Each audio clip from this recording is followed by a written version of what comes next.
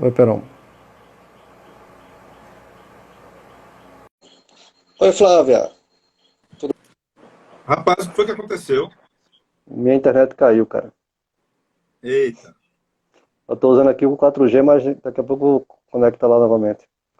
De vez em quando pronto. acontece isso aqui, é incrível, é horrível isso. De vez em quando Não é assim tá mesmo. tendo esse problema. Eu tô no 4G, porque se eu for para a internet Wi-Fi vai dar problema. E é.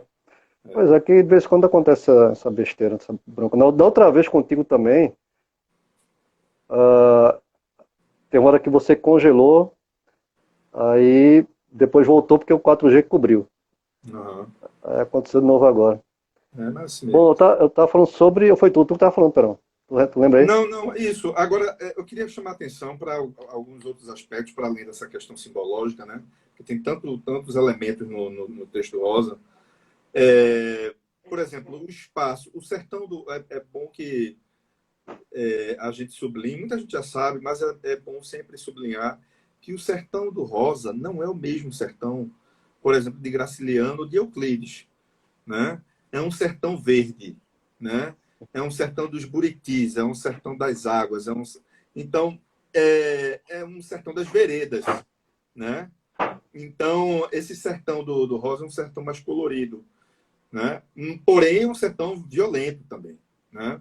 É um Uhum, sertão, o sertão do Rosa é um sertão de Minas, é um sertão que pega um pouco da Bahia, né? Do sul da Bahia ali, é um sertão que pega um pouco de Goiás, né? Então esse sertão de Rosa é um sertão um pouquinho diferente do sertão do, aliás, é diferente do sertão de Graciliano, do sertão de Euclides, né?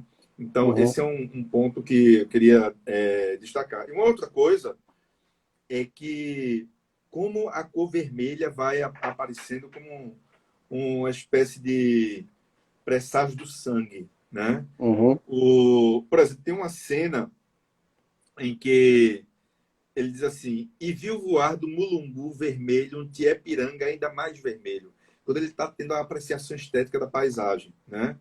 E eu lembro, sabe de quê? Num trecho como esse, eu lembro do Domingo no Parque, lá do Gil, quando a cor vermelha que vai aparecendo prenuncia a tragédia também na canção, né? Uhum, uhum, Então, esse vermelho ele vai aparecendo também, ele vai. É claro, aí alguém pode perguntar assim: ah, então você está dizendo que o Guimarães Rosa propositalmente colocou isso no texto. Bom, isso a gente não sabe, para início de conversa. E depois, se ele tivesse dito que não, não era confiável, e se tivesse dito que sim, também não. O que importa é que o texto está dando subsídio para a gente poder lançar essas interpretações, né? Então, lembro que o Platão dizia que o poema sabe mais do que o poeta, porque sempre diz mais do que o poeta quis dizer, né? é verdade, é verdade. Então, são elementos que estão no texto. O texto está dizendo, independente da voz autoral, né? Uhum, Então, esses dois elementos do espaço, só para a gente não perder, né? E trazendo essa questão simbológica que você estava observando, Diógenes, da salvação, como o percurso para ganhar a alma, né? Ganhar a salvação, ele é pedregoso, né? Isso está dito, o espaço ele continua sendo metáfora. Então, eu tomei nota aqui, diz assim, ó, atravessaram o rio das Rãs e o rio do Sapo e vieram por picadas penhascosas, picada como o caminho, né? Tem gente que às vezes não entende, o fim da picada é o fim do caminho, né? uhum, Picada significa caminho. E vieram por picadas penhascosas e sendas de pedregulho contra as serras azuis e as serras amarelas sempre.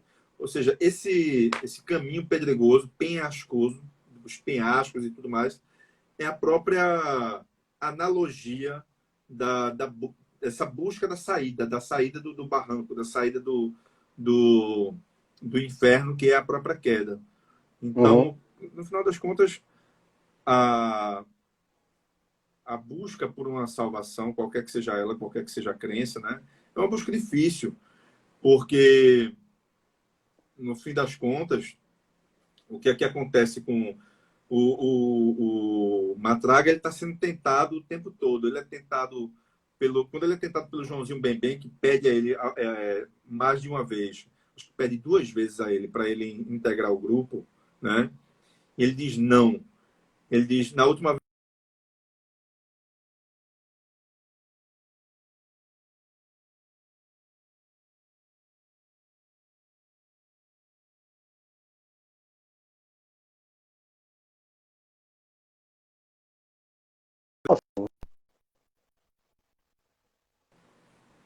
Fala, Peron. vez, Deu um pronto, congelado. voltou? Voltou. Pronto. Então, o projeto civilizacional, o que ele está mostrando é que ele não quer ser igual àqueles outros jagunços. Ele não quer ser como o Riobaldo não queria ser também, né? Acontece que é um projeto civilizatório isso, né? E a civilização começa com o signo do não, né? E que signo do não é esse? É o não ao dionisíaco em larga escala.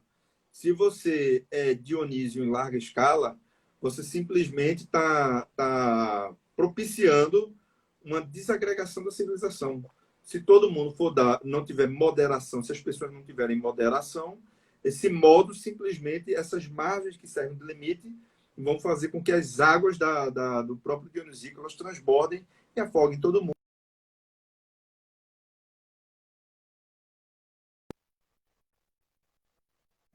Verdade. Interessante, Perão, Então, que e aí só um detalhezinho, Fala. como é importante isso, se a gente para observar, como é importante que no nosso tempo os pais, aqueles que vão formar, saibam ou reaprendam a dizer não. Parece que a gente desaprendeu a dizer não e isso acaba o não ele é estruturante, né? O não, porque é exatamente como as margens de um rio. Se elas não existem, não existe rio. O rio só existe porque existem margens. E as Isso. margens são estruturantes do próprio rio. Perfeito. Perfeito. É isso aí. E o curioso, Perão, que depois aí voltando pra cena, né? Que ele pulou e desceu aos infernos para poder praticamente vencer a morte, né? Para começar o processo de purgação dele. Ele vai passar a olhar o mundo de baixo para cima. É. Porque o processo de purgação dele vai começar ali, não é? É quando há uma espécie de reconstrução do afeto materno e paterno a partir do preto e da preta que vão cuidar dele, não é? E, inclusive até os nomes também têm tudo a ver, eu até pesquisei sobre isso também. Quitéria, né? Praticamente quita a ausência da figura materna. É, Serapião quita a Serapião. ausência de figura paterna, que Serapis, deus É, egípcio, identificado com o deus Esculápio, deus da medicina, né? Ele é quem vai cuidar dele praticamente, eles, né, é que vão cuidar do Matraga, cuidando de suas feridas totalmente. Então, esse deus da medicina do egípcio, Esculápio, né, ele é. ressuscitava, curava e ressuscitava os mortos. Então, os nomes deles têm tudo a ver com essa questão Tem nome em nome. exatamente. Então começa o processo de cura, né? É. De conversão, cura, não tem um nomezinho, tem de Purgação. purgação, isso, purgação e É, conversão, é. não é? Quem vai converter ele vai ser o padre, que vai dizer, olha, domine agora a sua, domine agora a sua natureza, faça de conta que, deixa eu ver aqui. Não, É um interessante, polvo do bravo. Sua alma é um polvo do bravo, que você é maior isso. que ela. Isso, e tem outro ponto curioso que é muito importante também, que eu achei assim, importante, é a humanidade de Matraga fala. A humanidade dele aparece nesse processo de purgação, que é quando ele chora. É, Chora copiosamente, não é? Tá aqui, ó. Respirava aos arrancos e teve até medo, porque não podia ter tento nessa desordem toda. Era como se o corpo não fosse mais seu, até que pôde chorar. E chorou muito. Um choro solto, sem vergonha nenhuma, de menino ao abandono. E sem saber e sem poder, chamou alto, soluçando o nome da mãe. Né? é. Não, nesse ponto já aparece a humanidade dele. E Aparece o. Fala. aparece a humanidade dele porque ele foi humilhado. E isso que eu estou dizendo tem uma relação etimológica, né? Quando ele cai, ele sai do alto, vai para o baixo, nesse processo catagógico que a gente falou. Uhum, E uhum. onde é que ele chega? Ele chega no chão. Ele chega no humus, né? O humus.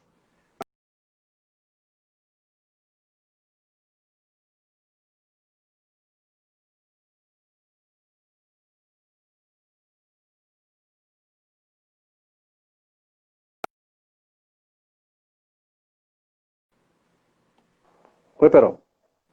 Então, as palavras homem, humanidade, humilhação e humildade, elas estão ligadas, elas estão costuradas pelo mesmo étimo, que é justamente de humus, de chão.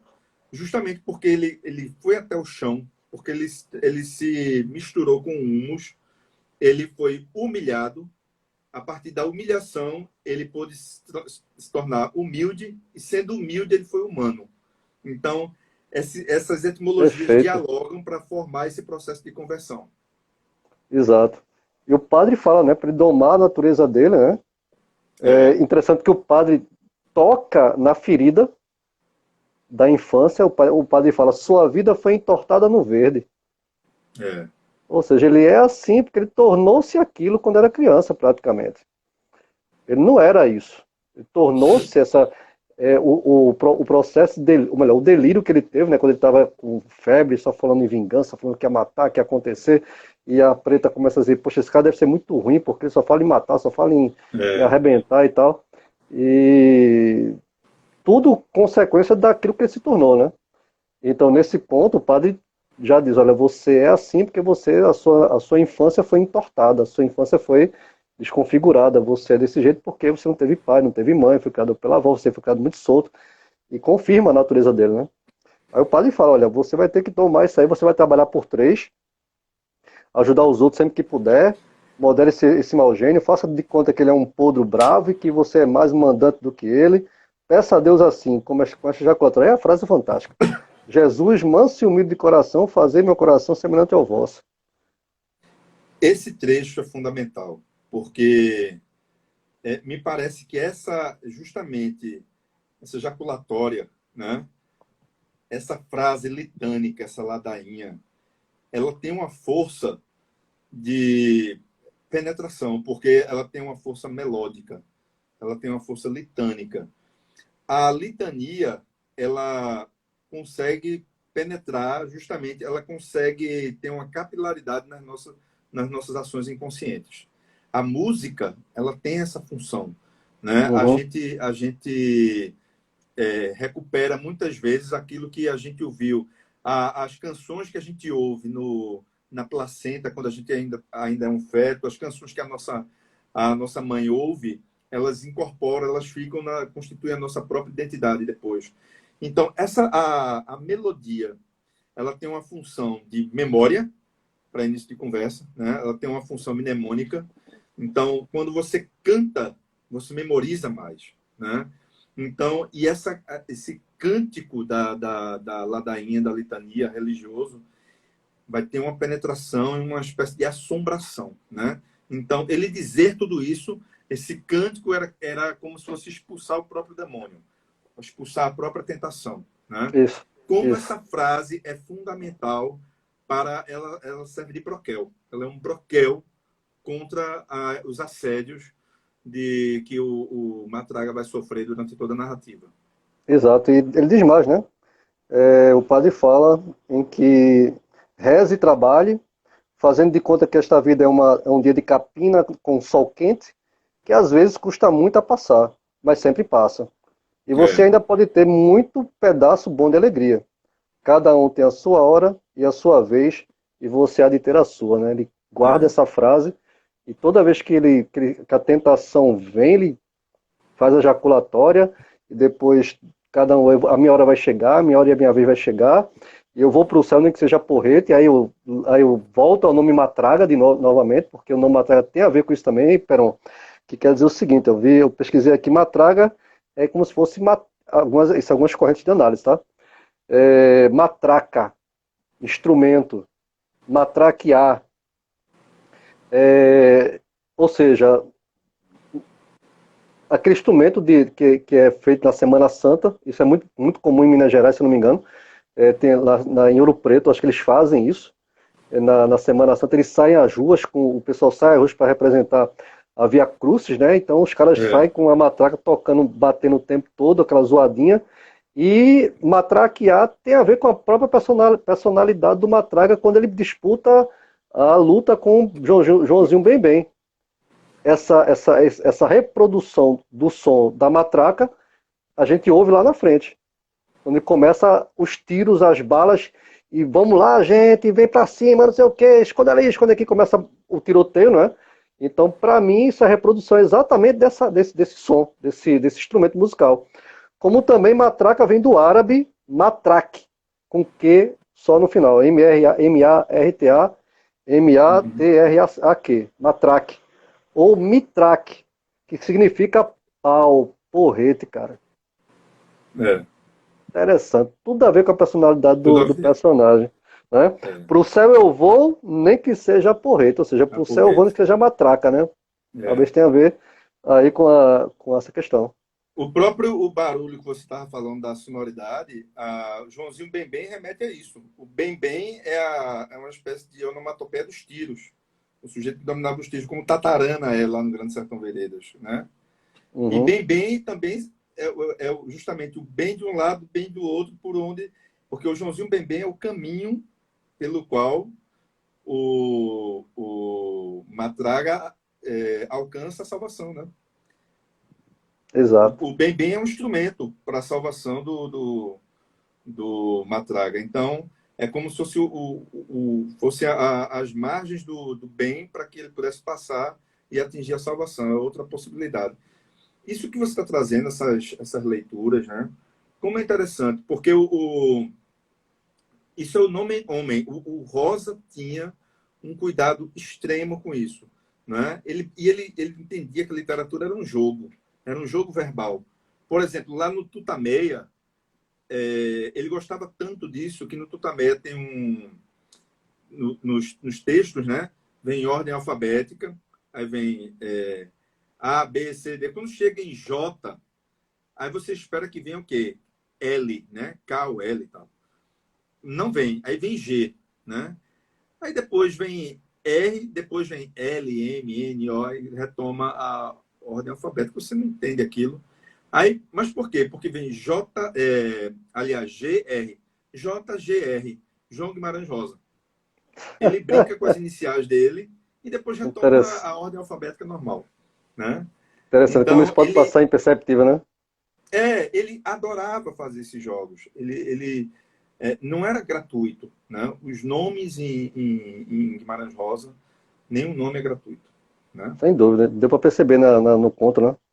Isso é É. bem presente mesmo. E matraga também pode ser matraz, quer dizer, vaso alquímico. Uhum. As Exatamente o vaso, né, possibilidades. da alquimia, em que se misturava tudo ali dentro, né, para poder Para gerar purificar. o Então, outro.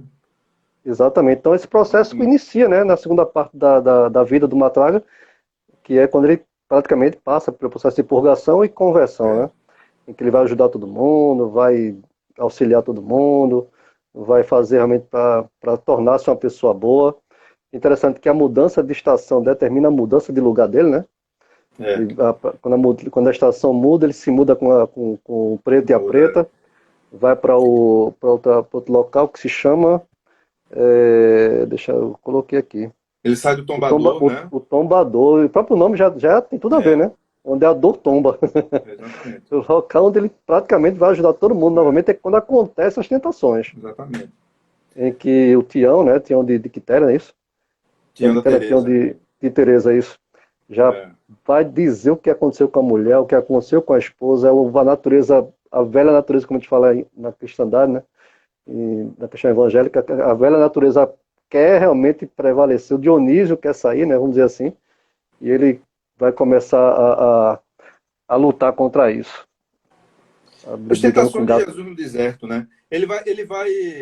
Vai receber essas tentações, e no deserto, porque a gente vai se lembrar que o espaço é um espaço ermo. Uma ou outra pessoa passa por ali. E aí é curioso que como a questão do fatalismo, né, no sentido de destino, Uhum. porque a gente vai se lembrar que para os gregos o destino, você não tem como fugir ao seu destino. Né? Você tem um destino, se você quiser fugir do seu destino, na verdade você está indo ao encontro dele, que é o que acontece com Édipo, que é clássico, né? Por exemplo. Uhum. Uhum. Mas, então, quando o Joãozinho Bem chega, ele diz, eu não costumo passar por aqui. Aliás, o narrador já diz que é uma coisa que nunca acontece, é passar esse tipo de jagunço por aqui. E o Joãozinho Bem fala, ah, não, é porque teve uma maleita não sei onde, e teve umas tropas que passaram. Aí a gente teve que fazer um arrodeio enorme e veio por aqui. Veja, a coisa mais improvável aconteceu para que ele recebesse a tentação. A coisa mais improvável aconteceu para que ele encontrasse aquele que seria o caminho pelo qual ele se salvaria.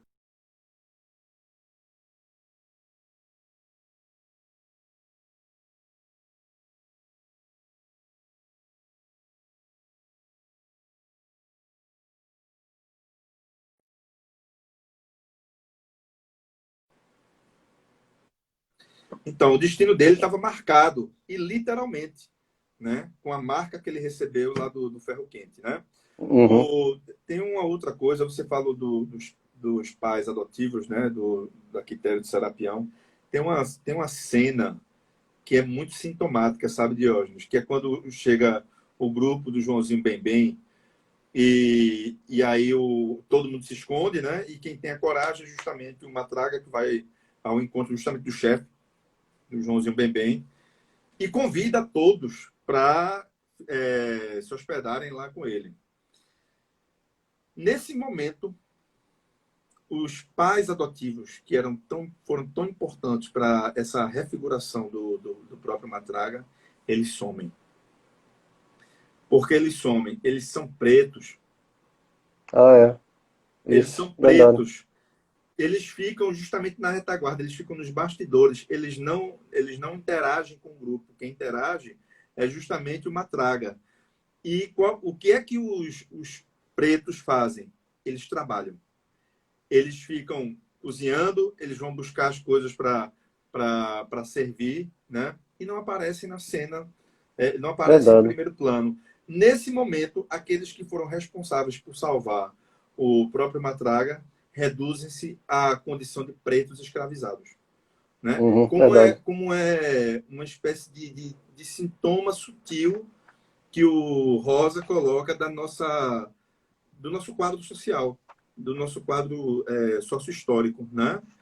O preto, por mais que ele salve, por mais que ele tenha um protagonismo nas situações mais tensas, nas situações mais graúdas, ele vai, de novo, ficar por trás do biombo, que é a condição dele, é ficar por trás do biombo, ele não deve aparecer, ele deve trabalhar, ele deve ser escravo. Né? Então, é o Rosa denunciando essa vergonha que nós tivemos na nossa história, que é o próprio processo de escravidão. Né? Exato. E o curioso aí, falando agora de Joãozinho né? É quase que magistral a apresentação do cara, meu amigo, porque me lembrou aquele cara do UFC dizendo It's time. Porque é interessante como ele fala aqui, ó, quando o Joãozinho Bembe aparece, né? O narrador fala assim: era o homem mais afamado dos dois sertões do Rio, célebre do Jequitinhonha, a Serra das Araras, da beira do Jequitaí, a Barra do Verde Grande, do Rio Gavião até nos Montes Claros, de Carinhanha até Paracatu, maior do que Antônio Dó ou Indalécio, o arranca-toco, o treme-terra, o come-brasa, o pega-unha, o fecha-treta, o tira-prosa, o parte-ferro, o rompe-rancha, o rompe-arrasa, seu Joãozinho bem. Diga aí, meu. O cara não era pra ninguém, não era pra É. botar defeito, não, viu? Só falta Não, dizer, e It's ele tinha time! consciência disso, porque na hora que um capanga dele vai apresentar, ele diz, cara, esse de contar a história é minha não, que aqui todo mundo já sabe. É verdade. Né? É interessante, né? Depois daquela tentação que ele passou do Teano Tereza, né? Pra Joãozinho vai dizer, olha, eu te conheço, você tem uma natureza que que não me engana, eu sei quem você é. Você tá aqui, deve estar fugindo de alguém, você não quer É. entrar no nosso bando, não. Aí ele fala, não, quero não, deixe-me aqui mesmo, né? Ele resiste à tentação, né? E É veja, curioso também. Diógenes, porque nesse momento as naturezas deles são tão, as qualidades deles são tão proeminentes, são tão pronunciadas como chefes, porque o Matraga é um chefe caído, mas é um chefe, né? E qual é uma das qualidades mais importantes para um chefe é justamente a da observação, é da atenção.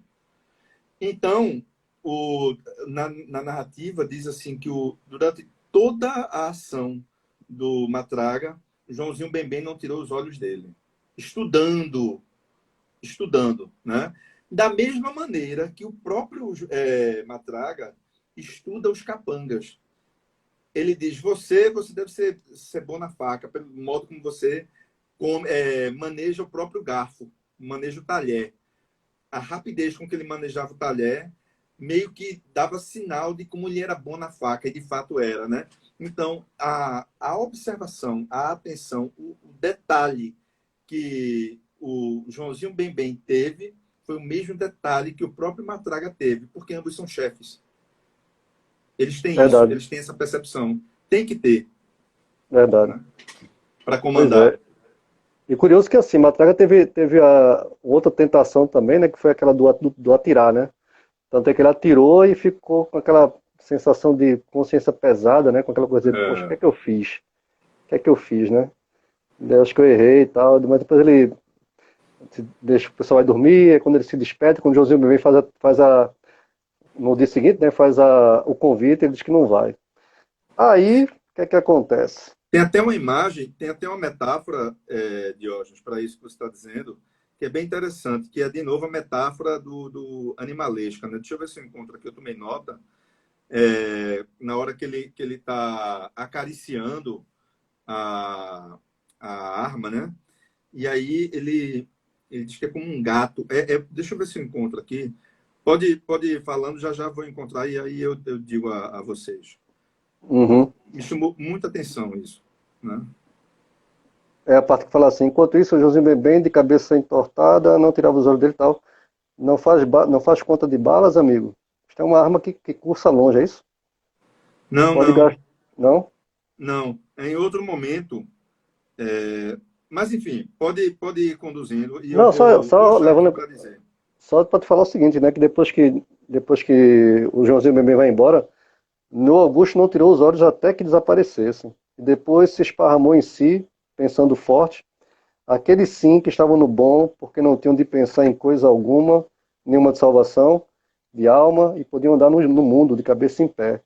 Só ele, Nho Augusto, era quem estava de todo desonrado, porque mesmo lá, na sua terra, se alguém se lembrava ainda de seu nome, havia de ser para arrastá-lo pela rua da amargura, ou seja, a natureza dele, né? Talvez aquela coisa, o orgulho, né? De ver todo É, mundo livre, todo mundo saber que são aqueles caras e a impressão que passa é que todo mundo sabia que eles eram valentes, eram pessoas que faziam, aconteciam, e ele lá na humilhação, né? Lá é, no lugar dele, bem. Enfim, no processo de conversa, no processo de purgação, né? Tanto é que vai chegar um momento em que ele vai ficar bem tranquilo, né, bem leve, não vai levar muito em consideração a reza, não vai levar muito em consideração as questões, ou seja, o equilíbrio começa a acontecer. é, Né? com certeza. É quando acontece uma outra invernada, aí é quando ele sai. É, Né? Então é quando ele vai encontrar a sua hora e a sua vez, né? é. Achei, viu? Vai. Em Augusto, mas eu acho que esse é no segundo momento. É no momento em que ele vai herdar, que o Joãozinho Bembem sugere que ele herde as armas do Jurumim, né? Mas, assim, Já você é na falou terceira parte. dele acariciando a arma e tal. Olha como ele diz aqui, ó. Nho Augusto bateu a mão na Winchester do jeito que um gato poria a pata num passarinho. Nossa, olha o desejo, olha A o vontade de desejo que ser, essa de metáfora está voltar a ser, trazendo, né? É, né? Do jeito... E outra, né? De novo a metáfora do animal, né? O animal aparece pela comparação, de novo, né? O texto ele vai costurando o enredo a partir dessas metáforas animalescas, essas metáforas bestiais, né? Então, do jeito, o Neil Augusto bateu a mão na Winchester do jeito que com que um gato poria a pata num passarinho. Enfim, eu queria só chamar a atenção para uma coisa que eu acho que está dentro da sensibilidade de Rosa para a própria linguagem, né? Como o Rosa ele vai encantando, ele vai seduzindo, ele vai jogando uma rede retórica sobre você para depois pescar você por inteiro, né? É incrível como ele consegue, né? Não, eu tomei nota aqui de alguns que a gente pode chamar de umas pedras de toque, né? Uhum. Olha que beleza, rapaz. Ele diz assim, que Nho Augusto chegou com voz de meio-dia e berrou para o leiloeiro Tião, né? Com voz de meio-dia. Que metáfora é essa, né? A clareza da voz, né? O alcance da voz, né? E outra coisa, né? Uma sinestesia interessante, porque a voz de meio-dia, você mistura ao mesmo tempo a audição com a própria visualidade, com a visão, tudo numa espécie de rede de sensibilidades, né? Isso. Aqui, comumente se chama de sinestesia, mas não queria ficar com essas nomenclaturas e tal. Mas isso, como o Rosa, ele vai congregando, colocando tudo no mesmo caldeirão, esses sentidos todos, né? Ele vai estimulando a tua sensorialidade, ele vai mostrando que o corpo importa, o corpo vem antes, o corpo sabe sem saber, É. né? E mexe com a gente. Não, o tempo todo. Quando o jagunço, o Riobaldo, com todos os seus códigos de macheza, né, do sertão, né, que homem não pode gostar de homem, aquela coisa toda, e ele não entende porque ele está gostando daquele soldado, né, daquele lutador, daquele... Gadorinho. Exatamente, né? Quando ele está gostando, ele não entende. Ele diz, não, mas eu não gosto de homem. Só que o corpo dele já sabia antes do intelecto. O corpo sabia que era mulher. Os hormônios sabiam, os feromônios sabiam. O corpo sabe sem saber. O corpo é o primeiro saber. O corpo é a primeira inteligência. É importante dizer isso, porque durante muito tempo se colocou a inteligência de um lado, o corpo do outro, né? Sobretudo depois da enxurrada iluminista, do mal iluminismo que a gente recebeu, o corpo se reduziu ao cérebro, né? E, no entanto, o corpo tem suas teias sensoriais que nos ensinam muito mais do que... Nos ensinam chegam antes do que a própria abstração pela mente, né? Verdade. Então, isso que acontece com o Rosa mostra o tempo todo essa importância corporal, a importância sensorial, né, para o conhecimento. O corpo é gnosiológico. O corpo tem uma gnose superior e não inferior, né? Uhum. Uma outra pedra de toque, olha para aqui, ó, para ele dizer que o sol está a pino. Quando o sol esteve mais dono de tudo. A gente sente isso aqui em Recife. Tem hora que você diz, o sol é dono de tudo. Não tem o sol, não, É tem um sim. sol para cada um, como fala, né? Né? Mas que coisa bonita, né? No lugar de dizer de uma maneira banal, o sol a É a pino, o linguagem sol, poética né? de Rosa, né, velho? Pois é. Não, aí, os agouros, né? Na hora que o Kim Recadeiro tinha umas ótimas. Quando o Ovídio leva a Dionora, né? E Uhum. a Mimita, Imita. É. o Kim diz assim, né? Cadê? Tomara que uma coruja ache graça na tua porta. Que agouro. Olha, eu vou dizer, se um sujeito joga um negócio desse para mim, eu vou ficar... A primeira coisa que eu vou fazer é procurar um padre, procurar E tem essa superstição, um né? Então, chefe religioso, porque... até hoje tem essa superstição, né? Até hoje tem essa Então, superstição ainda, que se a coruja rasgar a mortalha, vai é morrer porque está gente, chamando a aquela coisa. morte. É, No final das é contas será incrível, isso, né? Que é a incrível morte como o chegue. corvo, né? Aí leva a analogia do corvo também na Europa, né? A Europa também tem isso. Agora é interessante, porque lá na Europa Tem. nós tivemos essa experiência, né? Acho que você também teve. Que o corvo não tem medo da gente, cara. A gente tá aqui, o corvo tá ali, bem pertinho da gente. Não tem, É, ele não se importa. esses animais agoreiros, né? Pois é, interessante. Uma vez eu tava na praça, lá na Alemanha, eu me acocorei para visualizar ele visualizar ele mais de perto, né? Ter uma visão mais espacial maior e tal. Ele se aproximou, Pedro, como imaginando que eu tivesse algo para dar para ele. E eu fiquei É, pensando, poxa, o pessoal acha isso que é uma ave de mau agouro, para mim é uma ave belíssima, pô. Linda, linda, linda, um é, corvo. Muito bonito. E o pessoal tem essa superstição aqui ainda, né? mas tem, Da tem essa coruja, né? da coruja, do diabo que tá no meio do redemoinho e tal, como o Rosa vai Isso, é recuperar. E verdade. olha esse outro trecho aqui, essas pedras de toque, né? E aí, na hora que eles dão a pisa no Matraga, e aí quando colocam, marcam o Matraga, né, com ferro quente, ele se joga, né? Aí o outro diz assim, e agora, por onde é que a gente desce para confirmar que o sujeito morreu? Aí o outro diz, não, coloca uma cruz aqui mesmo, não vai sobreviver, né, e tal. Mas aí ele diz assim, mas um dos capangas mais velhos disse melhor, arma uma cruz aqui mesmo, Orósio, para de noite ele não vir puxar teus pés, a coisa da superstição e tal, né? É, Aí, veja, e deram as costas, regressando sob um sol mais próximo e maior. Que forma linda de dizer que o sol está se pondo, que o dia está terminando, né? é verdade, Sob um verdade. sol mais próximo e maior. É isso que faz do Rosa é, um poeta da prosa, né? Ele consegue desarticular o lugar comum, ele consegue desarticular aquilo que já...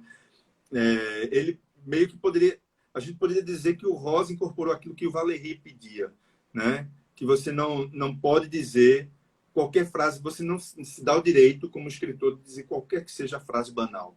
Você tem que refigurar a língua, você tem que reconstruir a língua. Ou, como diria o Roland Barthes, mexer as panelas da linguagem para que esta não grude em clichê, não grude em lugar comum. O Rosa está Poxa, fazendo isso tudo, interessante, né? interessante. É. Vamos no caminho final, amigo? Ou tem Vamos, mais para mas dizer? antes de encaminhar Fala, para o fala. final, Diz. vamos explorar um pouquinho essa coisa da linguagem. Olha que coisa bonita. Deixa eu colocar aqui na. Eu separei, porque eu acho que é o grande. É onde o Rosa é escritor.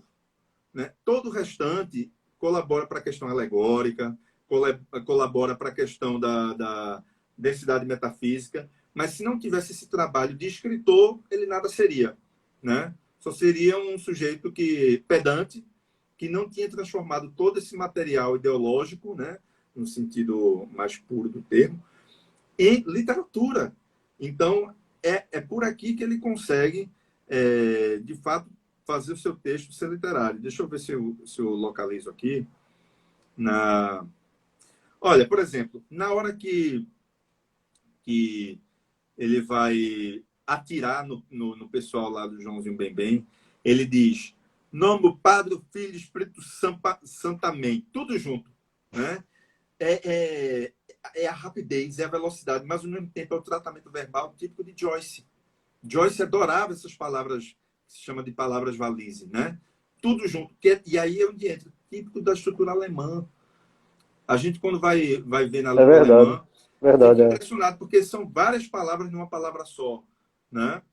Então, Interessante essa observação, não havia atinado para isso. Kombinationsfahrzeug, né? Que a gente chama de Kombi, né? Ninguém vai dizer isso. É verdade. Kombinationsfahrzeug, né? Um elemento, um veículo feito de uma combinação, não Kombinationsfahrzeug, é Kombi, né? Mas está tudo junto. E o Rosa faz isso. Por isso que ele diz que o alemão às vezes dialoga melhor do que a própria língua portuguesa, né? Com o que ele está projetando. Mas, para encaminhar, eu queria só. Olha para isso aqui, achei. Olha os trechos. Eu fico, sinceramente, louco com isso aqui. É um poeta. Olha para aqui.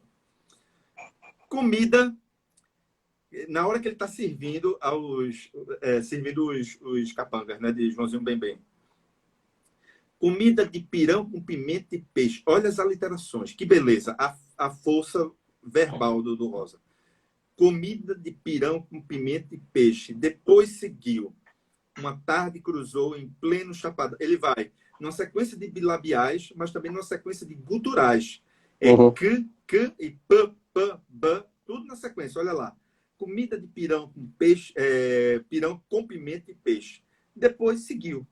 Uma tarde cruzou em pleno chapadão com um bode amarelo e preto preso por uma corda puxando. Na ponta da corda, um cego esguio, meio maluco.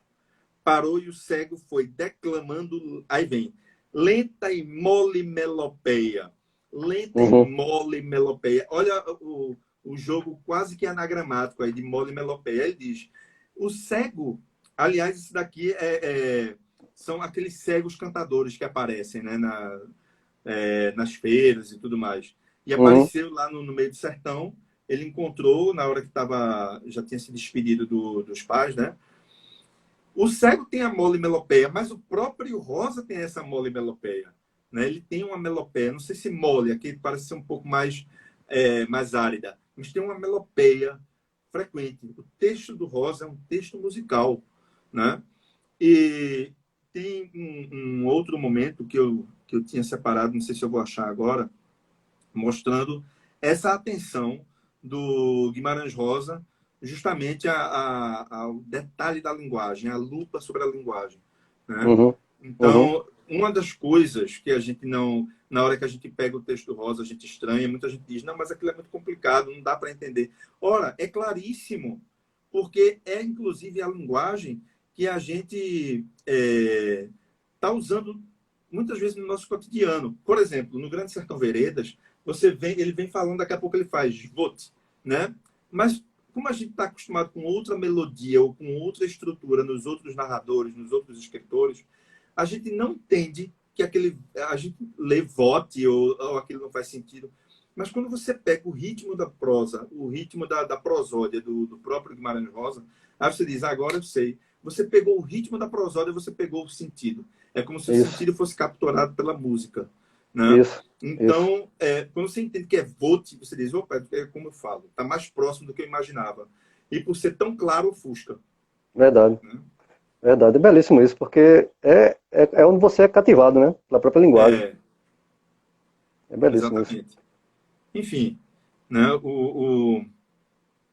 Tem aqui Olha o nosso tempo, Peron. Eita. Não, pode fechar então. Não, vamos continuar, porque assim, eu estou preocupado com o tempo, não sei quanto tempo falta não, porque eu tô sem um cronômetro aqui, tô sem. Tá sem, né? Não, era isso, era só para a gente explorar um pouquinho mais, né, essa coisa A linguagem, da né? linguagem, das imagens, né? É verdade. As metáforas plásticas, a plasticidade do Rosa, né? Então, a questão da ladainha, da litania que ele vai aproveitar o tempo todo, né? Deixa eu ver aqui, ó. Sim, encontrei. Olha essas imagens, né? Ele diz assim: até que pouco a pouco, devagarinho, imperceptível, alguma coisa pegou a querer voltar para ele, a crescer-lhe do fundo para fora, sorrateira como a chegada do tempo das águas. Isso é quando ele está sendo tentado pela mudança de estação e ele está já saindo. Ele vê as aves, ele vê a natureza brotando, ele vê tudo derretendo, saindo do seu estado anterior para atingir um estado mais cinético. É isso. Aquilo que estava paralisado, um gelo, vira água em estado líquido, fluido, né? O que era congelado ganha uma cinética, que é a cinética que ele próprio vai ter. Ele sai da prisão e ele vai ter uma liberdade, né? Tudo metáfora dele próprio. Então, até que pouco a pouco, devagarinho, imperceptível, alguma coisa pegou a querer voltar para ele, a crescer-lhe do fundo para fora, sorrateira como a chegada do tempo das águas. Olha, a questão das águas que derretem, né? Que vinha vindo paralela, com o calor dos dias aumentando e os dias cada vez maiores, e o João de Barro construindo casa nova. A natureza, ele é natureza. Ele é a comunhão com a natureza. Essa coisa nietzschiana, né? Que Nietzsche dizia, o homem, quando diz a natureza, ele está tendo uma arrogância, ele está se apartando, se divorciando da própria natureza. Ele é natureza. Então, só para a gente finalizar, só um minutinho, né? Perão. Só um minutinho, Perão. Perão, só um minutinho. Kenia, o gato tá aqui. Com o calor dos dias aumentando e os dias cada vez maiores, e o João de Barro construindo casa nova, e as sementinhas que hibernavam na poeira, esperando na poeira em misteriosas incubações. Olha, tudo em misteriosas incubações, até que desincubam, né? Uhum. E o Augusto agora tinha muita fome e muito sono. O trabalho entusiasmava e era leve. Não tinha precisão de enxotar as tristezas, não pensava nada. E aí, e as mariposas e os cupins de asas vinham voar ao redor da lamparina.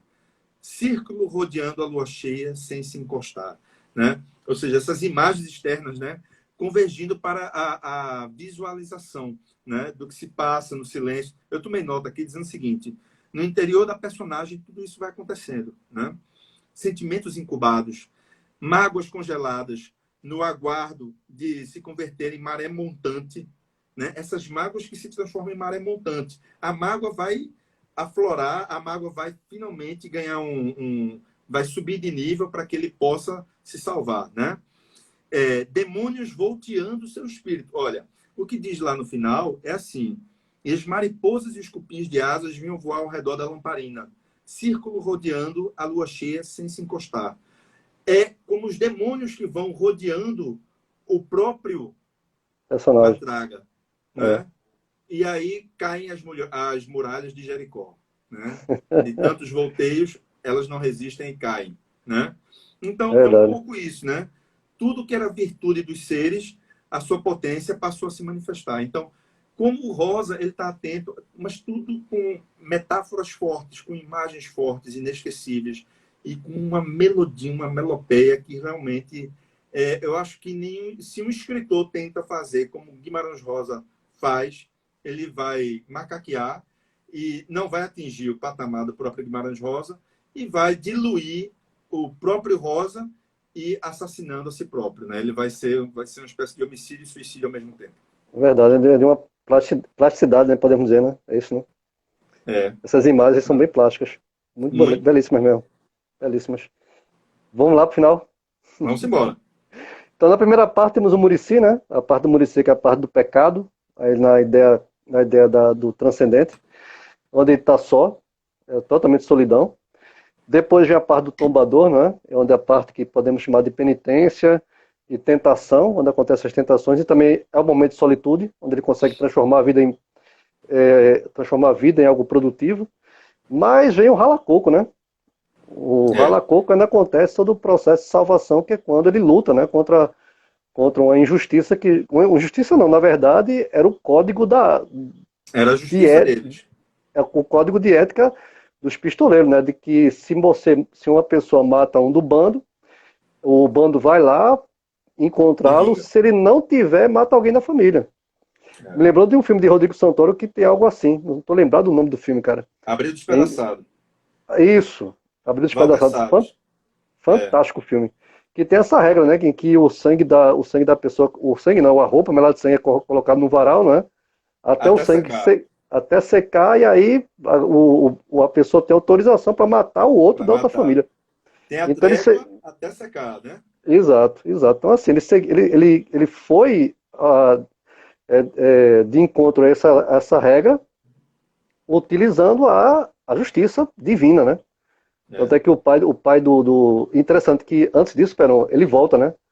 Porque tem um momento que ele vai pro norte, encontra Joãozinho Bem indo pro sul, e depois na outra saída dele ele volta. E encontra Joãozinho Bem no Rala-Coco.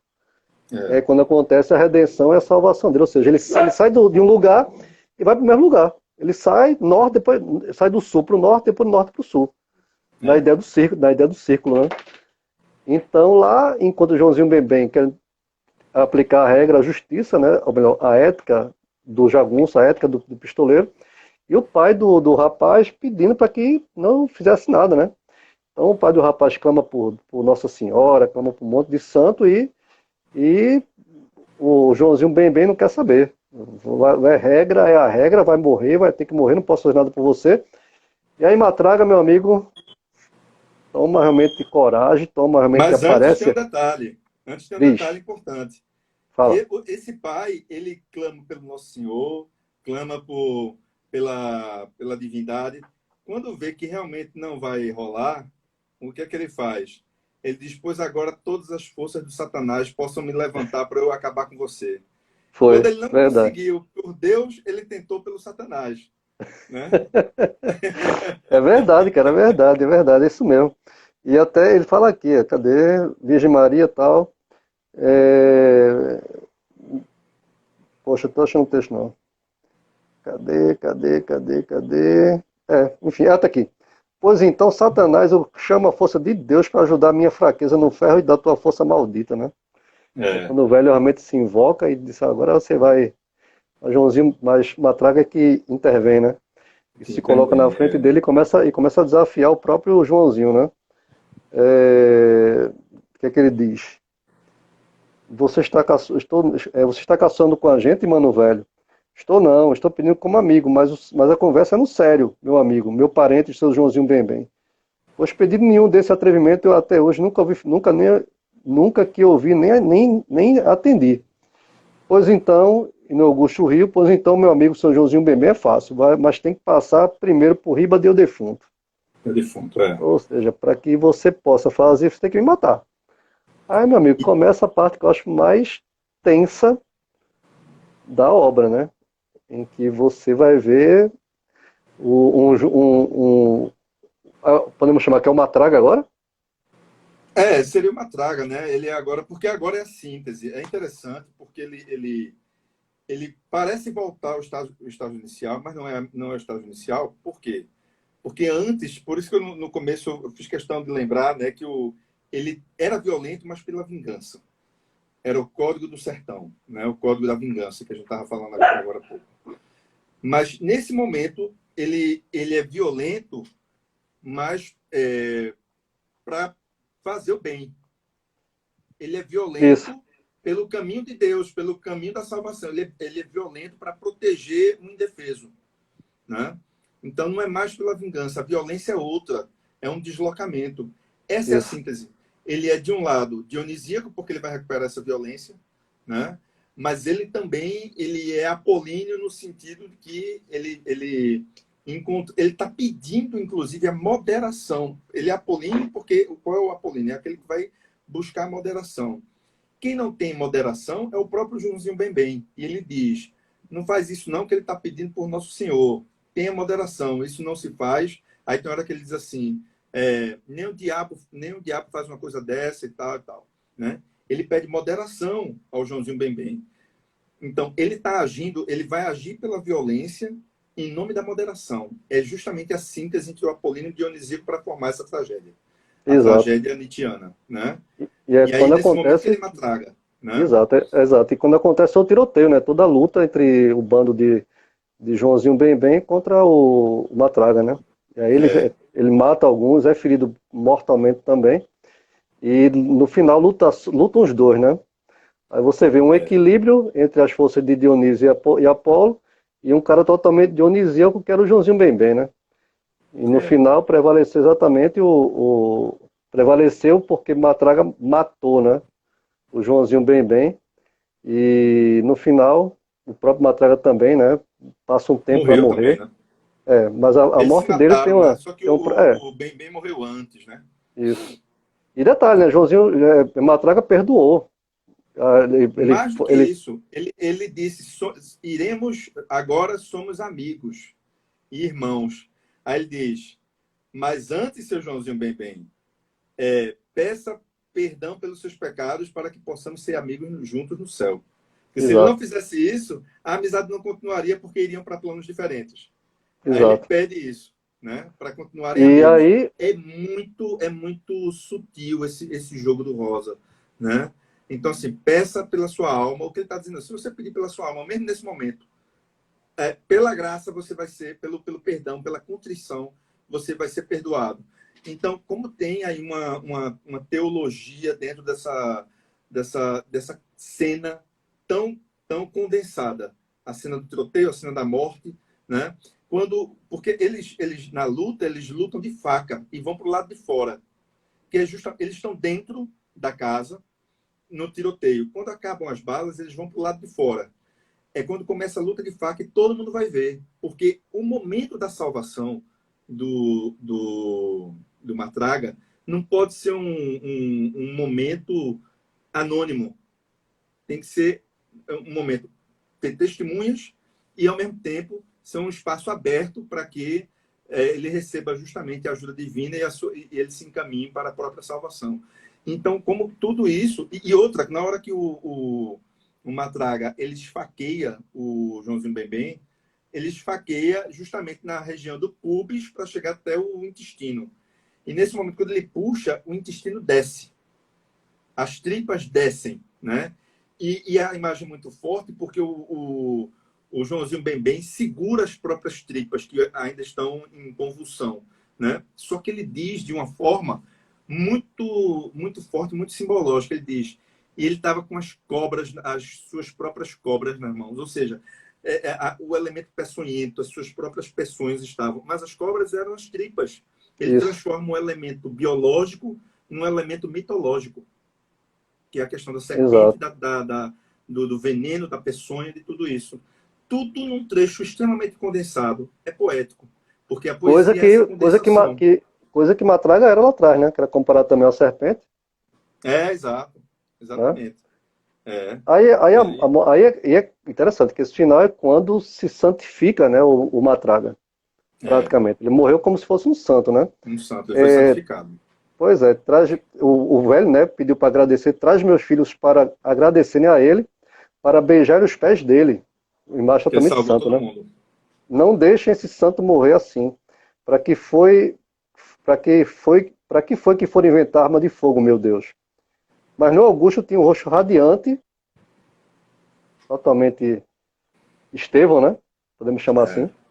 E falou, perguntem quem é aí que algum dia já ouviu falar no nome de No Augusto Esteves das Pindaíbas. Né? João Lomba, né? Isso, ele estava perguntando se alguém o conhecia para ele dizer, olha, a minha identidade está aqui, eu sei quem eu sou. Né?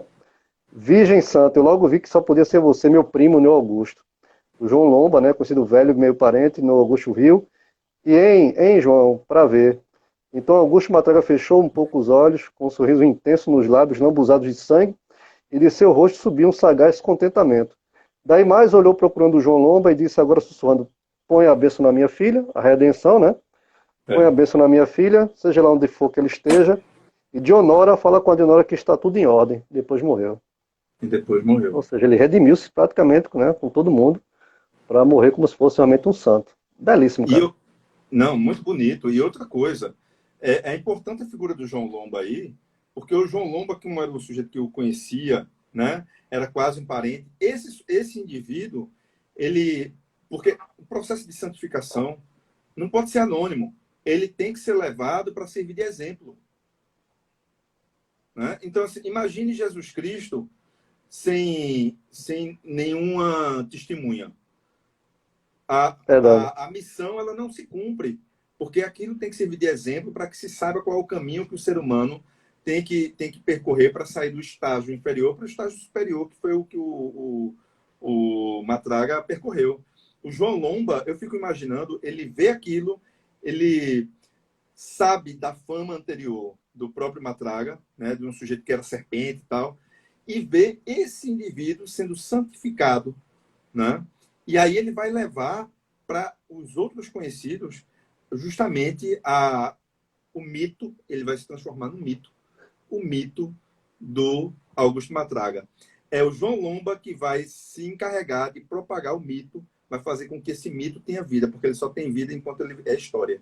A palavra mito é história. Se não tiver história para ser contada, se tiver ninguém para narrar, o mito desaparece. Ele, então, se mitifica pelo João Lomba, porque vai fazer com que essa história continue circulando, né, a partir dos outros conhecidos. E aí, então, não é? Tá santificado. A áurea hora chegou, né? Chegou. A áurea hora do Augusto Matraga acontece nesse ponto, né? E a hora áurea, a hora de ouro também, né? Do próprio personagem, acontece aí fazendo alusão exatamente ao título.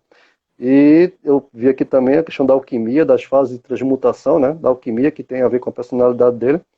Então, também é em relação ao círculo e o triângulo, né? Da representação aqui